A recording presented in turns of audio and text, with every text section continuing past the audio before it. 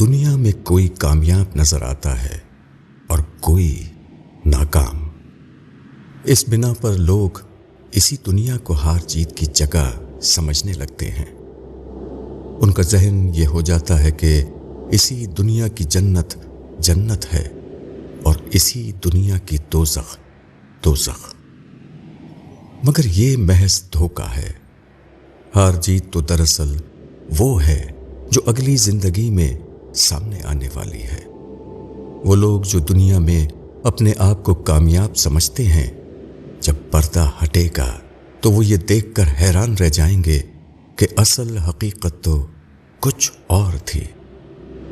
اس وقت معلوم ہوگا کہ کون گھاٹے میں رہا اور کون نفع کما لے گیا، کس نے دھوکہ کھایا اور کون ہوشیار نکلا، کون مقابلے کی دوڑ میں پیچھے رہ گیا اور کون آگے بڑھنے والا ثابت ہوا، کس نے اپنی صلاحیتوں کو نتیجہ خیز کام میں لگایا اور کون تھا جس نے اپنی قوتوں کو وقتی تماشوں میں ضائع کر دیا، کس نے عزت پائی اور کون رسوا اور ذلیل ہو کر رہ گیا۔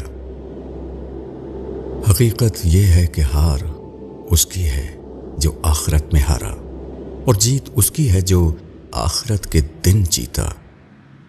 وہ لوگ جو مصلحت پرستی اور موقع شناسی کی مہارت دکھا کر آج کی دنیا میں عزت اور ترقی حاصل کر رہے ہیں، کل کی دنیا میں ان کی یہ مہارتیں بالکل بیکار ثابت ہوں گی۔